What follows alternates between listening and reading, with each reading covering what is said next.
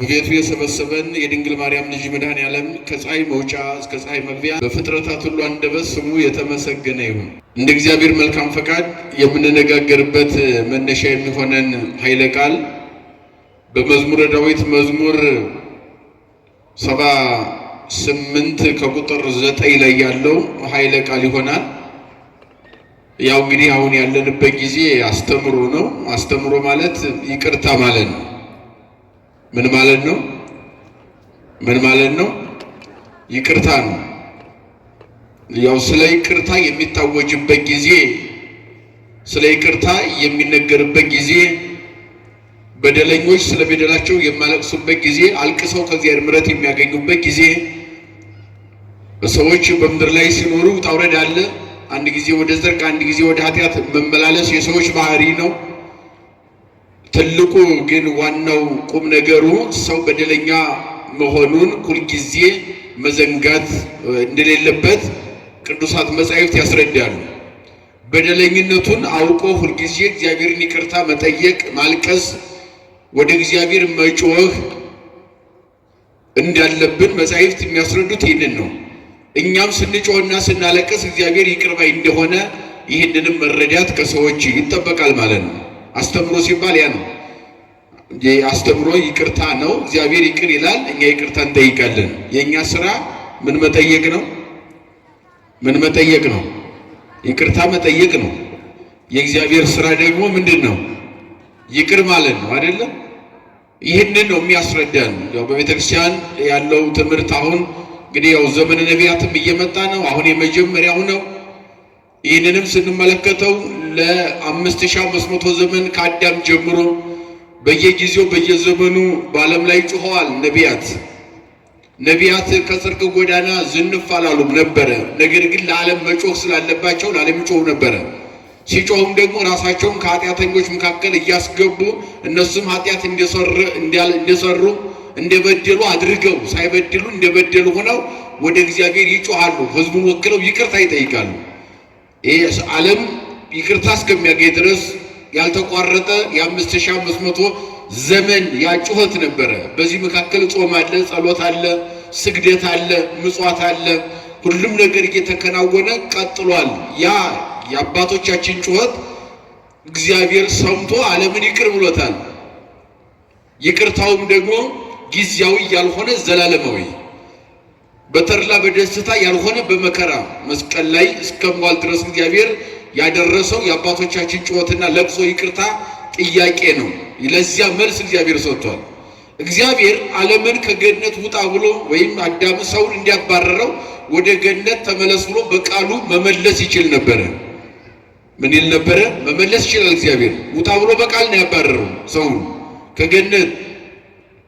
እንዲሁም በቃሉ ተመለስ ማለት ይችላል። እግዚአብሔር ሁሉ የራሱ ነው፣ ስልጣኑ የራሱ ነው፣ ማድረግ ይችላል። ነገር ግን የሰውን ፍቅር መግለጽ የሚችለው በቃል ከሚገልጽ በተግባር መግለጽ ስላለበት ሰውን ምን ያህል እንደሚወደው ምን ያህል እንደሚያከብረው ከቃል አልፎ ወደ ተግባር መቀየር ስላለበት እግዚአብሔር በተግባር ሰው ሆኖ ወደዚህ ምድር መጥቷል። ወቀደሳ ለሀገር በኪደተ እግር ድልቁ በእግር እየተመላለሰ ዓለምን ማስተማር ስላለበት ድውይ እየፈወሰ ለምጻም እያነጻ የወደቀውን እያነሳ ይቅርታን ለዓለም መስበክ በገሃድ በግልጥ መጥቶ ማሳየት በተግባር ማሳየት ስላለበት እግዚአብሔር ሰው ሆኖ መጥቷል። ይሄ ዋናው የሚያስተምረን አስተምሮ ይቅርታ ነው ስንል እግዚአብሔር በተግባር መጥቶ ነው ይቅር ያለን። በስጋ ማርያም ተገልጦ ነው ይቅር ያለን። እንዳልኳችሁ እግዚአብሔር ተመችቶት አይደለም የሚኖረው በዚህ ምድር ላይ 33 ዓመት ከ3 ወር ሲኖር እግዚአብሔር በውጣ ውረድ ነው። ተወለደ ስንል የሚለብሰው ልብስ እንኳን አልነበረው። መላእክትን ብርሃን የሚያለብስ እግዚአብሔር ለሰው ሁሉ ከእናት ማኅፀን ጀምሮ እግዚአብሔር ልብስ ያላሳጣ እግዚአብሔር ሁሉን የሚያለብሰው እግዚአብሔር ወደዚህ ምድር መጥቶ በግርግም በሚተኛበት ጊዜ እግዚአብሔር የሚለብሰው ልብስ አልነበረም። በተቆራረጠ ጨርቅ ተጠቅልሎ ነበረ። በጽርሐ አርያም የሚኖረው እግዚአብሔር ወደዚህ ምድር ሲመጣ ግን በልዕልና ከክብር በላይ ክብር ያለው እግዚአብሔር ወደዚህ ምድር ሲመጣ ግን ሰው በሰው እጅ ያልተሰራ የራሱ የሆነ የረቀቀ የመንግስት ዙፋን ያለው በእሳት የተከበበ ዙፋን ያለው እግዚአብሔር ሱራፌልና ኪሩቤል ሊያዩት እንኳን የማይችሉ ከስሩ ነው ቅዱስ ቅዱስ የሚሉ ዙፋን ያለው እግዚአብሔር ወደዚህ ምድር መጥቶ ግን በእንስሳት በረት ነው እግዚአብሔር የተኛው ማለት ነው። ይሄ የተግባር ነው። አያችሁ በተግባር ነው። አሁን ክርስትና ተግባር ነው ሲባል ለዚያ ነው። ክርስቲያን መሆን ብቻ በቂ አይደለም። ሰባኪው ሰባኪ ብቻ መሆን፣ ቀዳሹ ቀዳሽ ብቻ መሆን ምንም ትርጉም የለውም። ይሄ በዚህ በተግባር ወደ ታች ዝቅ ብለን ግን ስራውን መስራት እንዲያለብን ከራሱ ከባለቤት ተምረናል። ለዚህ ደግሞ የተግባር ስራ የመጀመሪያው መንገድ ምንድነው ከተባለ ንስሐ የሚባለው ነው። ምን የሚባለው ነው? የተግባር መንገድ የመጀመሪያው ምንድነው? ንስሐ ነው። ራስን ዝቅ አድርጎ ይቅርታ መጠየቅ ማለት ነው። ስለ ይቅርታ ነው ብያቸዋለሁ። አስተምሮ ይቅርታ ነው ብለናል። ዳዊት በመዝሙሩ እንደተናገረው ቅድም የጠቀስኩላቸው አቤቱ ይቅርታ ፈጥኖ ይደረግልን ይላል። ምን ይላል? እስኪ በሉ አቤቱ በሉ እስኪ ይቅርታ ፈጥኖ ይደረግልን፣ ፈጥኖ ይድረስልን፣ ፈጥኖ ያግኘን። አው ይሄን ዳዊት የተናገረው 1000 ዘመን ነው ቅድመ ልደተ ክርስቶስ በብሉይ ኪዳን ቀመር ማለት ነው። 1000 ዘመን ቀድሞ ዳዊት ቢናገረው የተነገረላቸው ሰዎች ግን መቃብያን የሚባሉ ከዚህ ከአስሩ አርዕስተ መዝሙረ ዳዊት ከዚያ መካከል አንዱ መቃብያን፣ ስለ መቃብያን የተነገረ ነው። እነኚህ መቃብያን ቅድመ ልደተ ክርስቶስ 360 ዓመት ዓለም ላይ የነበሩ የእስራኤል ነገዶች ናቸው መቃብያን የሚባሉ። መቃቢስ ዘሞአብ፣ መቃቢስ ዘገለአድ፣ መቃቢስ ዘቢንያም የሚባሉ መቃብያን ነበሩ። እነኚህ የወለዷቸው የእስራኤል ነገዶች መቃብያን ይባላል። እነኚህ መቃብያን የሚባሉት ደግሞ እጅግ እግዚአብሔርን የሚያምኑ ፈሪሃ እግዚአብሔር ያላቸው ሰዎች ናቸው። ቤተ መቅደሱን ሰርተው በምኩራብ እግዚአብሔርን የሚያመሰግኑ ጧት ማታ ከቤተ መቅደሱ የማይለዩ ለእምነታቸው ቀናኢ የሆኑ የቃል የእግር ብቻ ሳይሆኑ የተግባር አማኞች የሆኑ ሰዎች ናቸው መቃብያን የሚባሉት።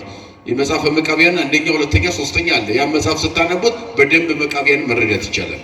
መቃብያን ማለት አማኞች ናቸው። በጣም ጥርጥር የሌለባቸው እግዚአብሔርን የሚፈሩ የሚያከብሩ፣ ጧት ማታ ለይቅርታ በቤተ መቅደሱ የሚንበረከኩ ጥሩ የሆኑ የተግባር አማኞች ናቸው።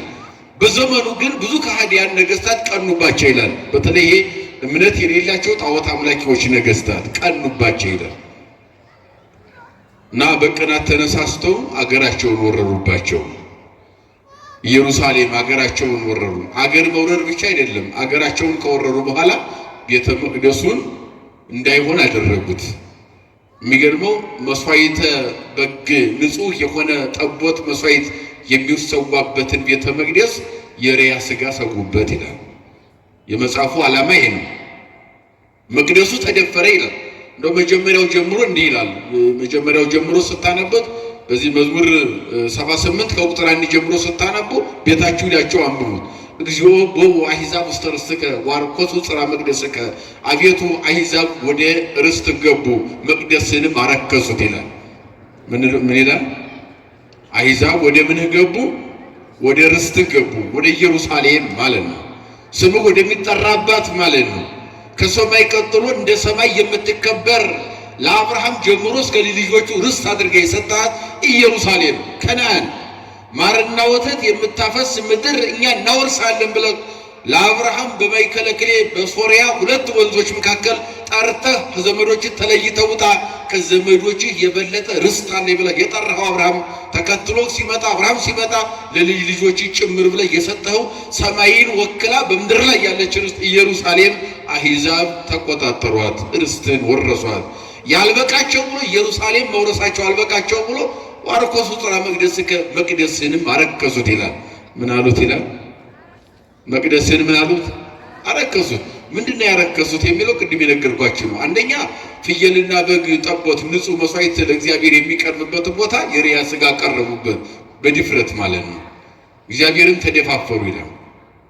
እንደገና በአንጻሩ ደግሞ በቤተ ክርስቲያን በብሉይ ኪዳን ጀምሮ ስለ ኪሩቤልና ሱራፌል የኪሩቤልና የሱራፌል ስዕል እንደሚናተፍ አውራ ዶሮ ክንፉን እንደዘረጋ አውራ ዶሮ ማለት ነው አድርገህ በመቅደሱ ሳለው ተብሎ የኪሩቤል ስዕል የተሳለበትን ቤተ መቅደስ የኪሩቤልን ስዕል ከመቅደሱ አውርደው ፀሐይ ሳሉበት ይላል። አያችሁ፣ መስዋዕቱን በትነው ሪያ ስጋ ሰውበት።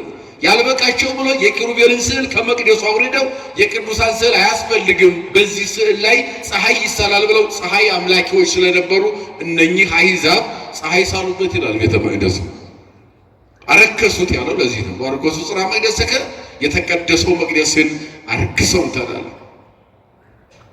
ወረሰዩ ዋለ ኢየሩሳሌም ከማቃቃቤ ልገተቀም ኢየሩሳሌምን ደግሞ ኢየሩሳሌምን ቅድስቲቱን ሀገር እንደ ማሽላ ጠባቂ ማማ አድርገዋታልና የማሽላ ጠባቂ ማሽላው በሚያፈራበት ጊዜ አይዋፍ እንዳይበሉት እነሱን ለመጠበቅ ማማ ይሰራል ወይም እንደ ጎጆ ይሰራል ማለት ነው። በማሽላው መካከል ወንጭፍ ይዞ አይዋፍን ሲያባርር ይውላል። እነሱም ደግሞ መቅደሱን ለማርከስ ኢየሩሳሌምን እንደዚህ ያደረጓት መጠቀም ያደረገው ኢየሩሳሌም ላይ ተቀምጠው መቅደስን እንደፈሉታል። የማሽላ ጠባቂ ማማውን ከሰራ በኋላ ማሽላውን ሰብስቦ ፍሬውን ይዞ ወደ ቤቱ ወደ ጎተራ ካስገባ በኋላ ያንን የሰራውን አፈራርሶት ይሄዳል፣ ጎጆውን ያፈርሰዋል አለ። እነሱም በመቅደሱ ያለውን ሁሉ ርኩሰት ከሰሩ በኋላ ኢየሩሳሌምን አፍርሰዋት ይሄዳሉና በዚህ በመጽሐፈ ነህምያ ምዕራፍ 1 ከቁጥር 3 ጀምሮ ስትመለከቱ ነህምያ ስለ ኢየሩሳሌም የሚጠይቀው ጥያቄ ነበረ። ፋርስ ባቢሎን ተማርከው እስራኤላውያን ለብዙ ዘመን ሲኖሩ የኢየሩሳሌምን የቤተ መቅደሱን ጉዳይ የሚነግራቸው ሰው ይፈልጉ ነበር።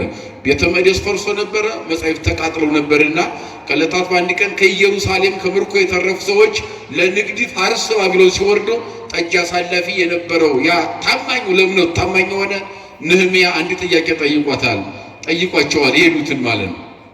ናሃናኒ የሚባሉትን ሰዎች እስራኤላውያን ሰዎች ኢየሩሳሌም እንዴት ናት? ቤተ መቅደሱስ እንዴት ነው? ተቃጥሎ ቀረ፣ መጻሕፍትስ ተቃጥለው ቀሩ፣ ቤተ መቅደሱ ፈርሶ ቀረ፣ ኢየሩሳሌም እንዴት ሰነበተች ብሎ ጠይቋቸዋል። ተቃሉ ጋር ናችሁ? ማን? ኢየሩሳሌም እንዴት ሰነበተች? እንዴት ብላለች? እንዴት ነው ያለችው? ምን ትመስላለች ብሎ ጠይቃቸው። መቅደሱ መፍረሱን እናንተ ራሳችሁ ታውቃላችሁ አሉት ለነህምያ። ታውቃላችሁ መቅደሱ ፈርሶ ነው እናንተ የተማረካችሁ። እነኛ ሰዎች ሲነሉ ስለ ኢየሩሳሌም መጻሕፍትም እንደተቃጠሉ እናንተ ታውቃላችሁ። መጻሕፍትን አቃጥለው ህዝቡ እንዳይማር እንዳያውቅ እንዳይረዳ መጻሕፍትን አቃጥለው እናንተን ማርከዋቸዋል። ይህንም ታውቃለህ። ስለዚህ አንነግርህም። የኢየሩሳሌምን ጉዳይ ግን ስንነግርህ የሀገሪቱን ጉዳይ አረፋቲሃ ተነስታ ለኢየሩሳሌም ወዳቀጽሐኒ ወያ በእሳት ኢየሩሳሌም ቅጽሮቿ ፈራርሰዋል። መቅደሱ ብቻ አይደለም የፈረሰው፣ የሀገሪቱ ቅጽርም ፈርሷል።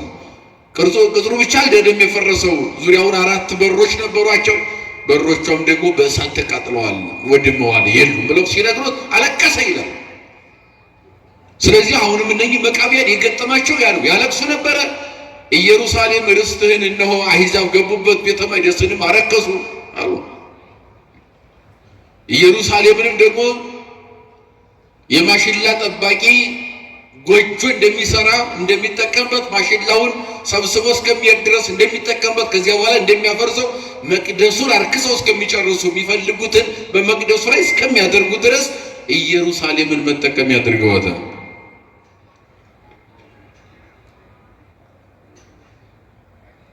አያሹ ወረሰዩ አብድንቲሆም ለአግብርቲከ መብልዐ ለአዕዋፈ ሰማይ። ይህ ብቻ አልበቃም አሉ። መቃብያን ለመቅደሳቸው ብለው የሚታገሏቸው መቅደሳችን አናስደፍርም፣ ቤተ መቅደሳችን አይደፈርም ብለው የተከራከሩ መቃብያንንም እነሱን ገድለው ሜዳ ላይ ጥለዋቸዋል።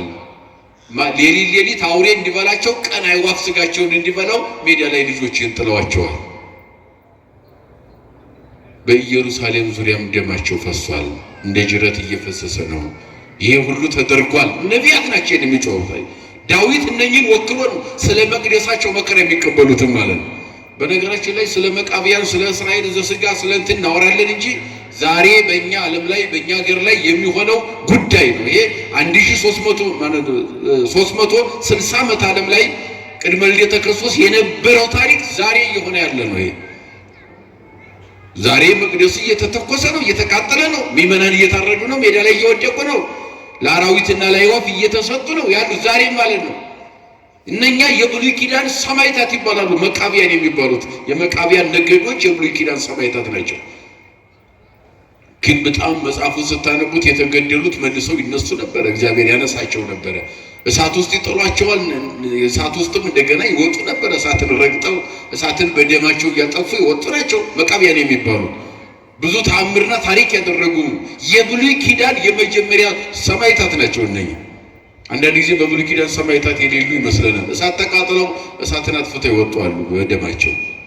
ባህር ውስጥ ተጥለው እዚያው ቆራርጦ አውሬ ይበላቸዋል ሲባሉ ባህር ውስጥ ገብተው በ3 በ4 ቀን እንደገና ባህር ረግጠው የወጡ ናቸው እነኚህ መቃብያን የሚባሉት ማለት ነው። ግን ነቢያቱ ሲጮሁ ባሪያዎችን ገለው ሜዳ ላይ ጥለዋቸዋል። በድናቸው በየሜዳው ወድቋል። ለሌሊት አራዊትና ለቀን አይዋፍ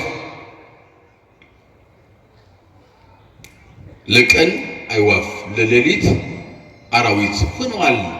እነኛ መቅደሱን ስለ መቅደሱ እንሞታለን እኛ ያሉ አያችሁ። ዛሬ በመቅደሱ መከራ ሲመጣ አይ መቅደሱን እንደፍራለን ሲሉ መቅደሱን አናስደፍርም እያሉ የሚሞቱ አባቶቻችን አሉ፣ እናቶቻችን አሉ፣ እህቶቻችን አሉ።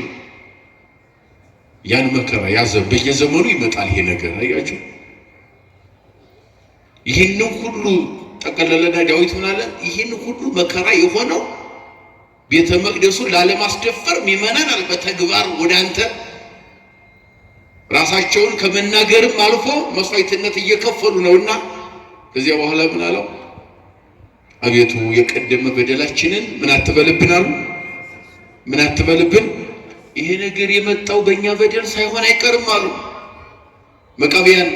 ሰማዕትነት እየተቀበሉ መከራ እየተቀበሉ እሳት ውስጥ እየገቡ ባህር ውስጥ እየተጣሉ ረግጠው እየወጡ ምን አሉ? ይሄ ሁሉ መቅደሱ መከራ የኛ አልፎ ከኛ አልፎ መቅደሱ መከራ የገጠመው በመቅደሱ ውስጥ ይህን ሁሉ ርኩሰት እንዲደረግ በዓይናችን ያየነው ውጤቱ የማን ነው ከተባለ የኛ ኃጢአት ነው ብሎ አለቀሱ ይላል። ሰማዕትነት እየተቀበሉ ያለቅሳሉ። ደግሞ በድለናል እያሉ አያችሁ።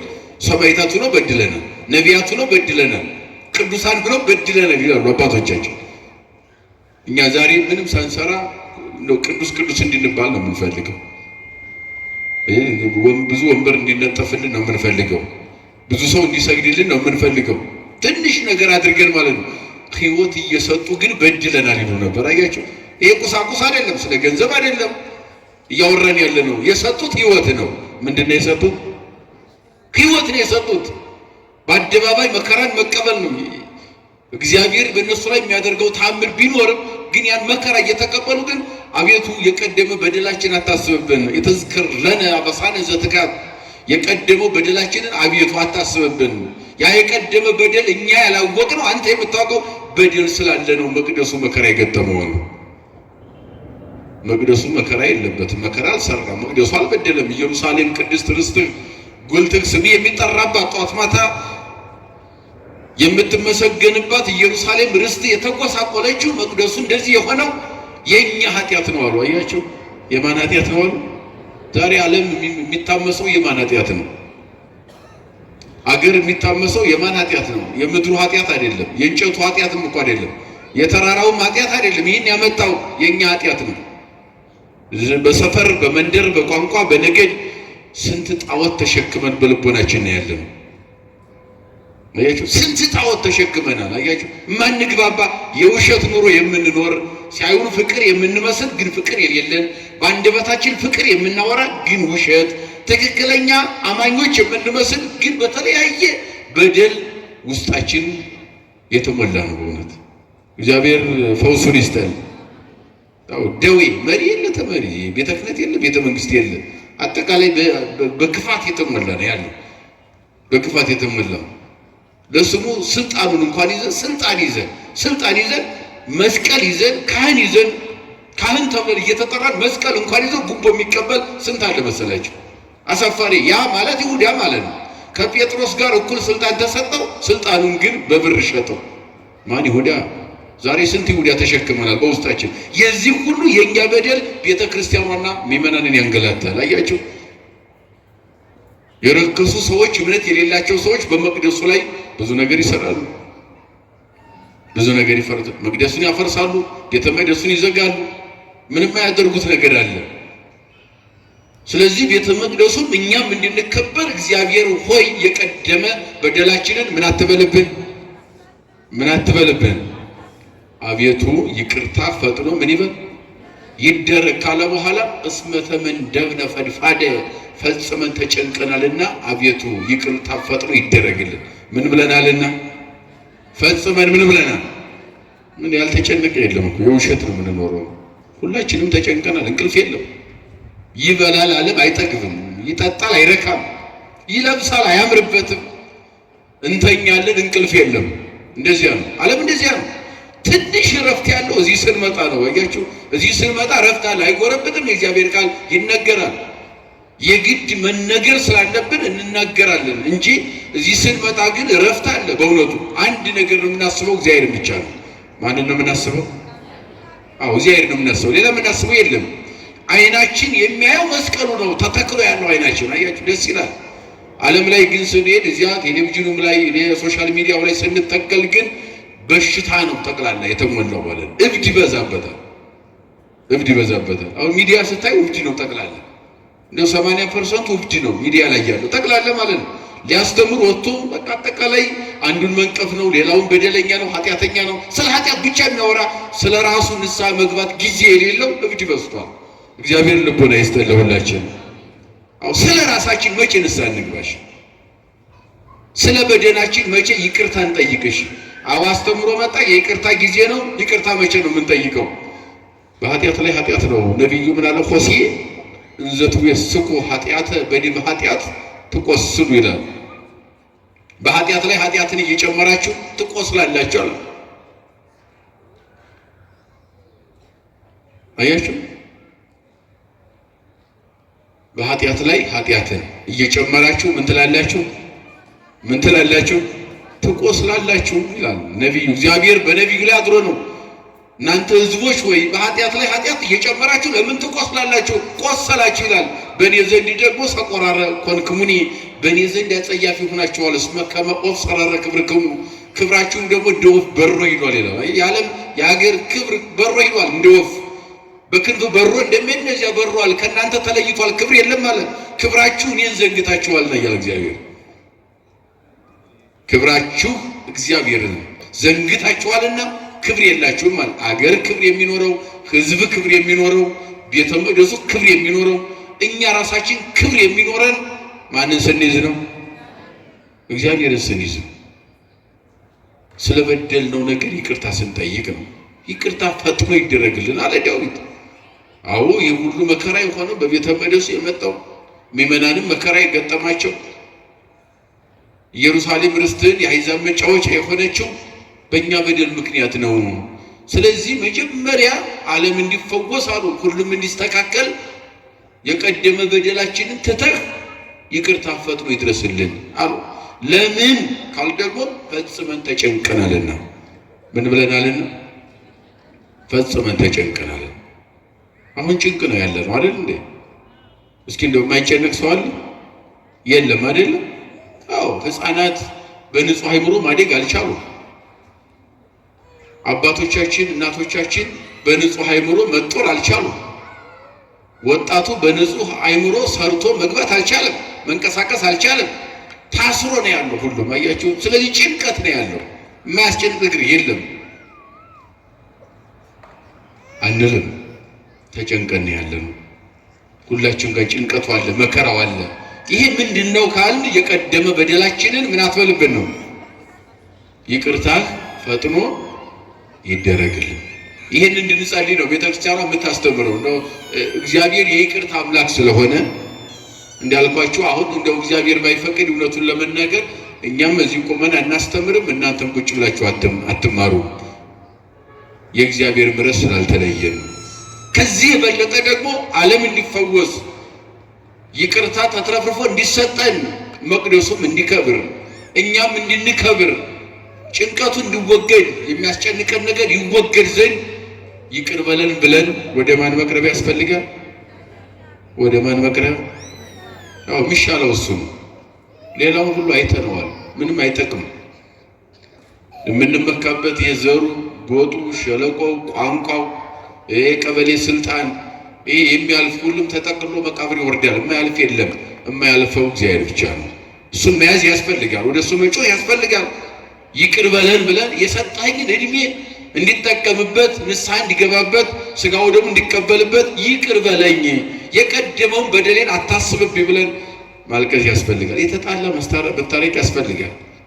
የቀማን ካለን መካስ አለብን። በእውነቱ እንደ ሁልጊዜ ጉባኤ ይዘረጋል፣ ትምህርቱ ይሰጣል፣ እንማማራለን፣ ቅዳሴው ይቀደሳል። ግን ምን ሆኖ ነው? ሰላም የለም። ግን ምን ሆነን ነው? እረፍት የለም።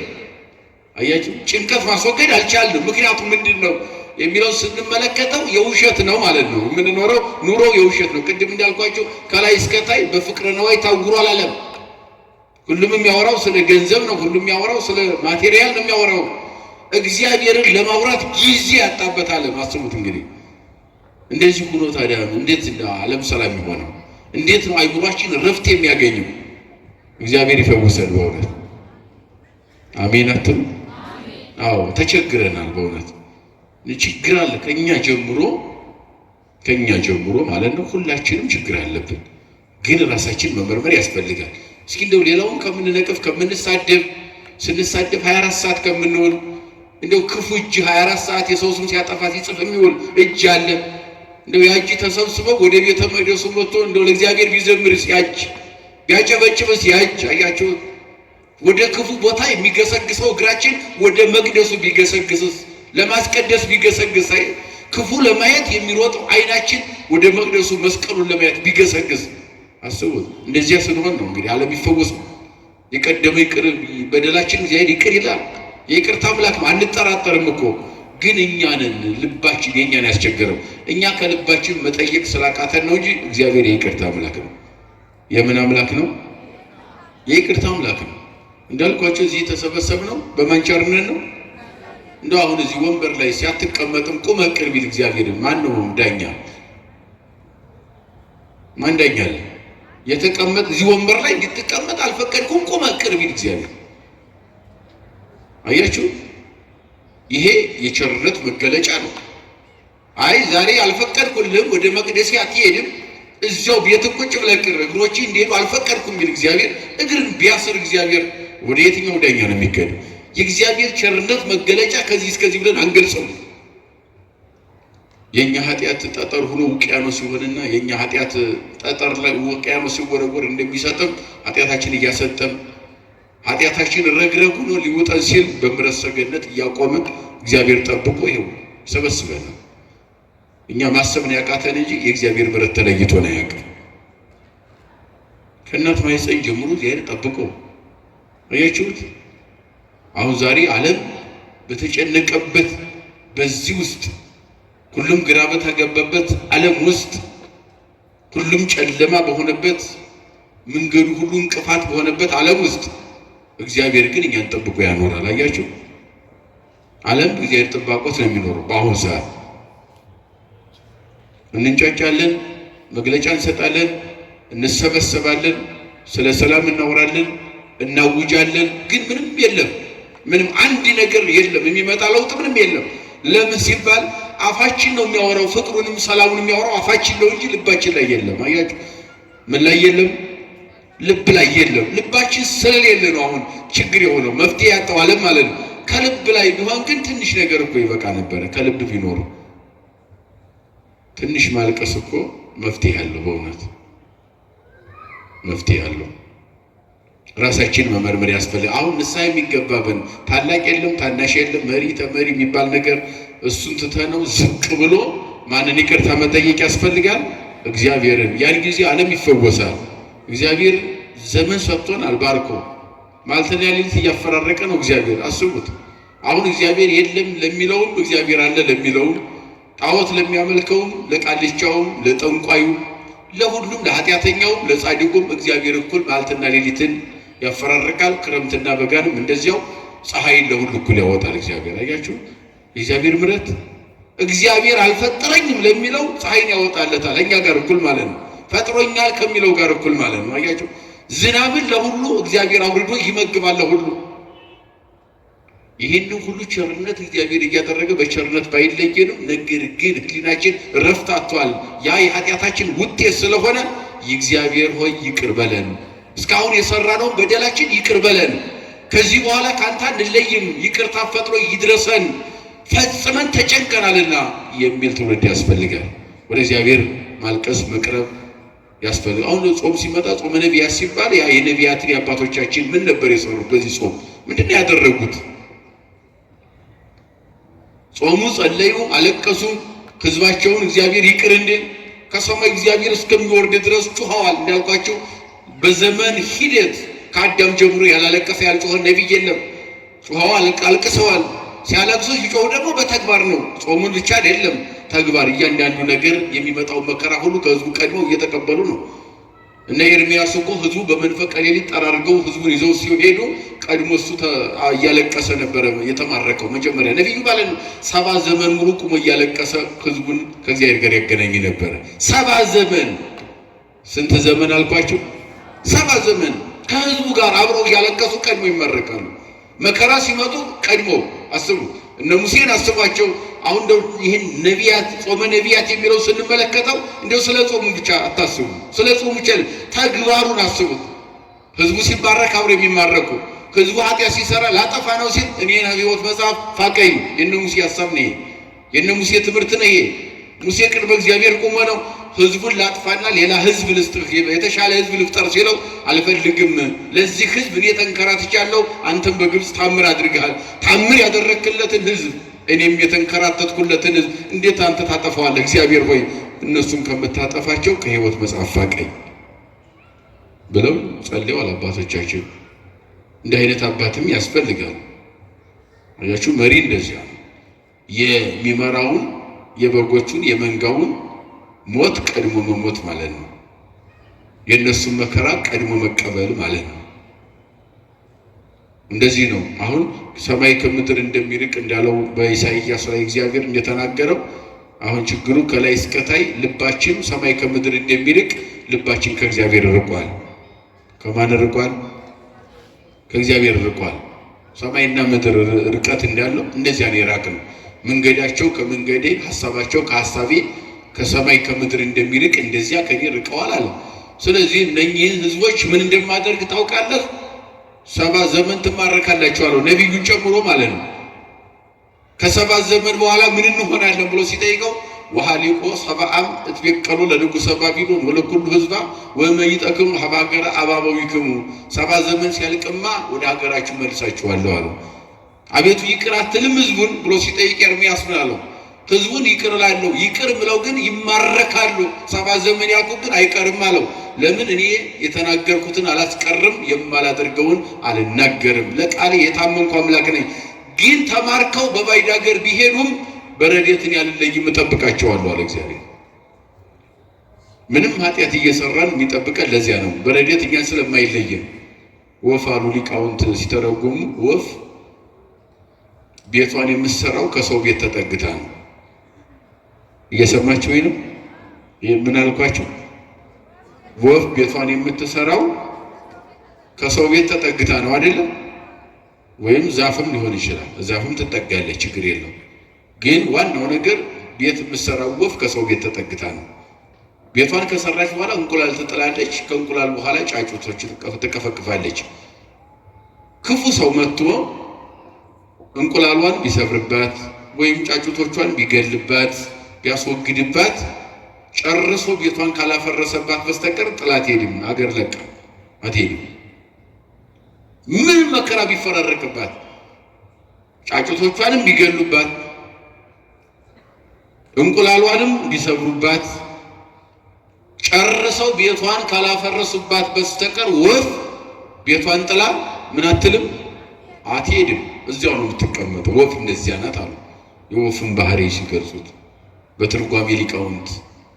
እንደዚሁም አሉ እኛ የእግዚአብሔር ማደሪያ ነን። ክርስቲያኖች በ40 በ80 ቀን የተጠመቅን እኛ የማን ማደሪያ ነን? የእግዚአብሔር ማደሪያ ነን። ጨርሰ አልፈጠርከኝም ብለን ካልካድነው በስተቀር በምንሰራው በደልና ኃጢአት እግዚአብሔር አይለየንም። እኛ ለዚህ ነው በምሕረት አቅፎን የሚሰበስበን። ለዚህ ነው የምንኖር በጽድቅ አይደለም፣ ጸድቀን አይደለም፣ ወይም የጽድቅ ስራ ሰርተን አይደለም፣ መልካም ስራ ቆመን እንድንሄድ አይደለም፣ ወደ መቅደሱ እንድንመጣ የኛ ጽድቅ አይደለም፣ የእግዚአብሔር ምሕረትና ይቅርታ ነው። እንደዚያ ምንም ብንበድል እግዚአብሔር እኛን አይለየንም። እንደ ወፏ ማለት ነው። ወፏ ጨርሰው ሲያፈርሱባት ጥላ አገር ትሰደዳለች። እግዚአብሔርም ከኛ የሚሰደደው እኛን የሚተወን ጨርሶ ምን ስንሆን ነው? አልፈጠርከኝም ብለን ስንክደው ብቻ ነው። ኃጢአት በመስራታችን ግን ማን አይለየንም? እግዚአብሔር አይለየንም። በአንድ ወቅት ነቢዩ ሕዝቅኤል ህዝቡን ሲያስተምራቸው እንደዚህ ሰብስቦ ያስተምር ነበርና ህዝቡ ምን አሉት መሰላችሁ? ከዛሬ ጀምሮ ወደ ቤተ መቅደስ አንመጣም አሉት። ወደኛ መጥተህ አስተምረን እንጂ ወደ መቅደሱ አንመጣም አሉት። እና ነብዩ አልገባውም።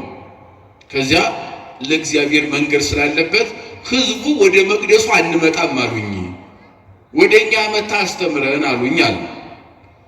ወደ መቅደሱ አንመጣም ያሉበት ምክንያታቸው ምንድነው?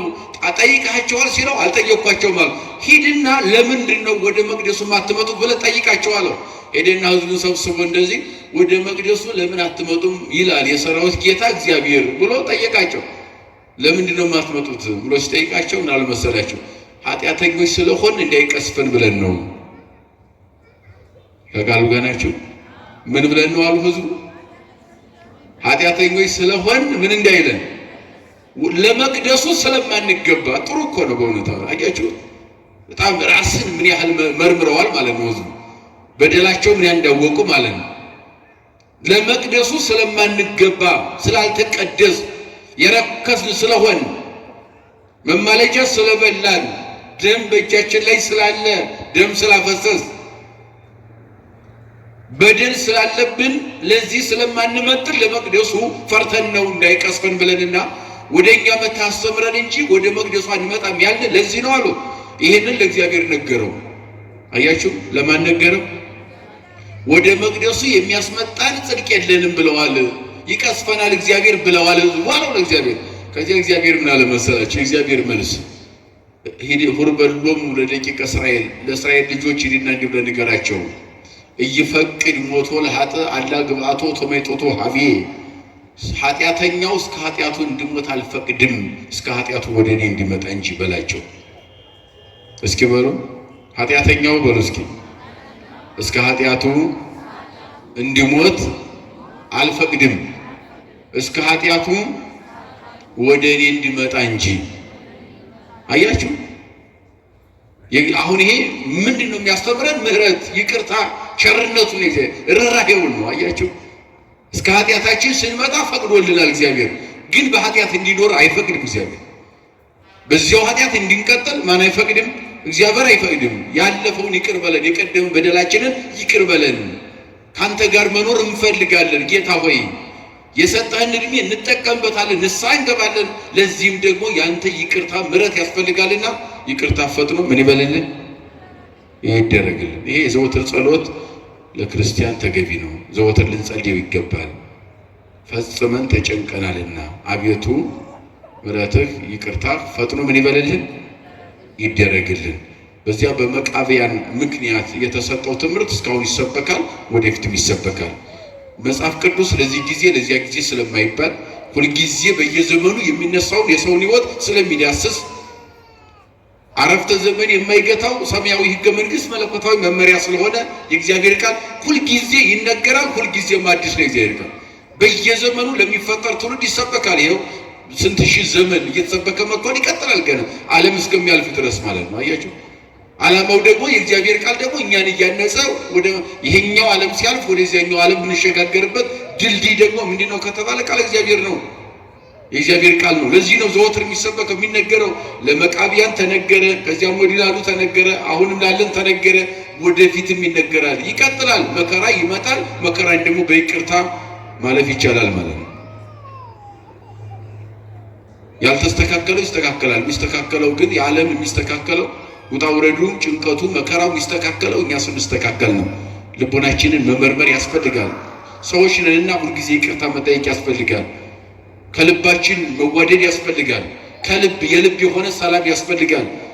ሰላማችን ካፋችን ሳይሆን ከልባችን መሆን አለበት። ፍቅራችንም እንደዚያው የልብ መሆን አለበት፣ ውስጣችን መሆን አለበት። ከአንገት በላይ መሆን የለበትም።